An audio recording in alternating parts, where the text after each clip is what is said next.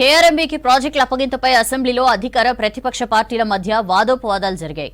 కేఆర్ఎంబీకి ప్రాజెక్టులు అప్పగించేందుకు కేసీఆర్ సర్కార్ ఒప్పుకోలేదని హరీష్ రావు ప్రకటిస్తే ప్రాజెక్టులను అప్పనంగా కట్టబెట్టిందే బీఆర్ఎస్ అంటూ సీఎం కౌంటర్ ఇచ్చారు. కేఆర్ఎంబీకి ప్రాజెక్టులు ఇచ్చేది లేదని ఇవ్వబోమని ఇరిగేషన్ మంత్రి ఉత్తమ్ ప్రకటించారు. కేఆర్ఎంబీ విషయంలో గౌరవ ముఖ్యమంత్రి గారు మళ్ళీ చాలా ఆరోపణలు చేసినారు. నాకు క్లారిఫికేషన్ సమయం లేదు, కానీ ఇవాళ నేను అడిగేది ఒక్కటే, కేఆర్ఎంబీని అప్పచెప్పింది ఎవరు? మీరు కాదా? మినిట్స్ చదివి వినిపించమంటారా? 2 మినిట్లలో మీరు మీ ప్రభుత్వం వచ్చిన తర్వాత 17వ తేదీ 1వ తేదీ 2 మీటింగులు జరిగినాయి. 17వ తేదీ ఢిల్లీలో జరిగిన మీటింగ్లో, కేఆర్ఎంబీ మీటింగ్లో చాలా స్పష్టంగా మీరు ఒప్పుకొని వచ్చారు. ఎందుకు ఒప్పుకొని వచ్చినారు?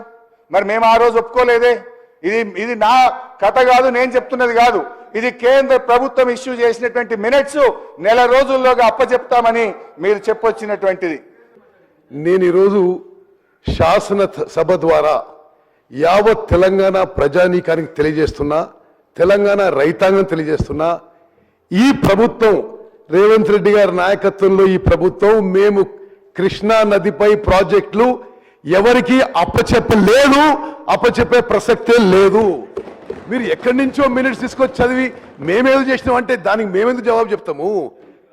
ఇంకోటి స్పీకర్ సార్, మీ ద్వారా యావత్ తెలంగాణ ప్రజానీకాన్ని తెలియజేస్తున్నాం. ఏమైనా తెలంగాణలో కృష్ణా నదీ జలాల విషయంలో తెలంగాణకి అన్యాయం జరిగిందంటే ఆనాటి టిఆర్ఎస్ ప్రభుత్వం వల్ల. ఈ అన్ని పారామీటర్స్లో కృష్ణా నదీ జలాలపై తెలంగాణకి రావాల్సిన 68 to 70% వాటా వాళ్ళు వదులుకొని 2014 నుంచి 2014-15 నుంచి పోయిన సంవత్సరం వరకు తెలంగాణకి 299 టీఎంసీలు 512 టీఎంసీలు ఆంధ్రాకు ఒప్పుకుంది గత టిఆర్ఎస్ ప్రభుత్వం. ఈ వాటా ఒప్పుకొని శాశ్వతంగా తెలంగాణకి అన్యాయం జరిగింది మీ ప్రభుత్వంలోనే. వీరి హయాంలో కేసీఆర్ గారు ముఖ్యమంత్రి ఉండగా తెలంగాణ రాష్ట్రానికి అన్యాయం చేస్తూ ఆంధ్రప్రదేశ్ ప్రభుత్వం రాయలసీమ లిఫ్ట్ ఇరిగేషన్ స్కీమ్ కింద 8 TMC per day 8 TMC per day తీసుకుపోవడానికి వీళ్ళు అనుమతిచ్చిండ్రు. దాని తర్వాత కేసీఆర్ గారు జగన్మోహన్ రెడ్డి గారు ఏకాంత చర్చలు జరిపినరా లేదా? అక్కడనే ఈ కుట్ర జరిగిందా లేదా?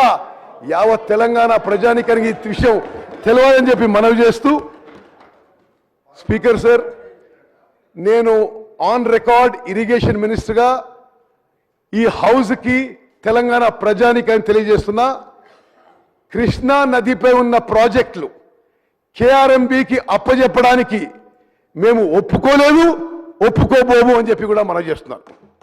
కృష్ణా రివర్ మేనేజ్మెంట్ బోర్డుది కేంద్ర జలవనరుల కార్యదర్శి, తెలంగాణ ఇరిగేషన్ కార్యదర్శి, ఆంధ్రప్రదేశ్ ఇరిగేషన్ కార్యదర్శి అందరూ సంతకాలు పెట్టి నెల రోజుల్లోగా ప్రాజెక్టులు అప్పచెప్పుతామని వచ్చిన మినిట్స్ ఆఫ్ ద మీటింగ్ ఇది మీ ద్వారా పంపిస్తున్నాం అని చదువుకోమనండి. నంబర్ 1 ఇదే మినిస్టర్ అయితే నేను the secretary irrigation government of Telangana status quo as on 28/12/2023 on Nagarjuna Sagar may be maintained. మేము స్టేటస్ కో మెయింటైన్ చేయి, మీరు చెప్పే మినిట్స్లో చదవండి. మీరు status quo may be maintain. 1 minute. He further highlighted the various issues including sharing of water between Andhra Pradesh and Telangana and stated that Telangana is continuously demanding water sharing in equal ratio. He further added that water regulation issues may be brought before the Apex Council. అంటే మేము ఒప్పుకోలేదు, మరి ఈ issues ఇంకా unresolved అని చెప్పి చెప్పడం జరిగింది. మరి హరీష్ రావు గారు రెండు మూడు విషయాలు. ఒకటి 511 and 299 TMC allotment. No, 1 minute. Is permanent damage to interest of Telangana. No, it is. అరే మేము కృష్ణా రివర్ పై ప్రాజెక్ట్స్ కృష్ణా రివర్ మేనేజ్మెంట్ బోర్డుకి ఇవ్వడానికి ఒప్పుకోలేదు, ఒప్పుకోబోము. మీరు దయచేసి ఈ విషయంపై స్పెషల్ డిస్కషన్ పెట్టవలసిందిగా కోరుతున్నాను. స్టేటస్ కో దేని మీద నాగార్జున సాగర్ తెలంగాణ చేతికెళ్ళి గుంజుకున్నాము, సిఆర్పిఎఫ్ పోలీసుల చేతుల్లో పెట్టినాము.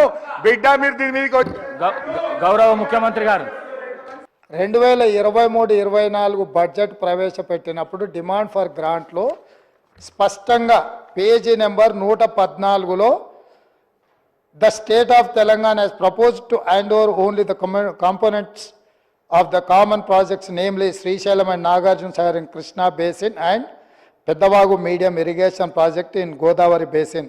Accordingly, స్పష్టంగా గోదావరి రివర్ మేనేజ్మెంట్ బోర్డ్, కృష్ణానది రివర్ మేనేజ్మెంట్ బోర్డు ఈ ప్రాజెక్టులు అప్పజెప్పిన తర్వాత వాటిని నిర్వహించడానికి 200 కోట్లు కృష్ణానది నిర్వహణ కోసం, 200 కోట్లు గోదావరి నది నిర్వహణ కోసం చంద్రశేఖరరావు గారు ముఖ్యమంత్రిగా, సాగునీటి పారుదల శాఖ మంత్రిగా 2023 బడ్జెట్లో ప్రవేశపెట్టిన డిమాండ్ ఫర్ గ్రాంట్స్. ఇంత స్పష్టంగా అప్పజెప్పడానికే కాకుండా నిధులు కేటాయించి అప్పుడు ఎవరయ్యా ఆర్థిక మంత్రి? వారే. ఏ పాపం చూసినా, ఏ పాపం ఎత్తికినా అది సాగునీటి పారుదల పాపాలు ఎత్తుకుతే వీరే కనిపిస్తారు, అది ఆర్థిక శాఖలో పాపాలు ఎత్తుకుతే వీరే కనిపిస్తారు. ఈ పాపాలకు మొత్తం ఆ పాపాల భైరవుడే కారణము. ఇక్కడ స్పష్టంగా నిధులు కేటాయించారు. ఈ కాగితం నేను మా ఇంట్లో తయారు చేసింది కాదు, ఈ శాసనసభలో ఆర్థిక మంత్రిగా వారు ప్రవేశపెట్టింది 2023-24 బడ్జెట్ సందర్భంగా.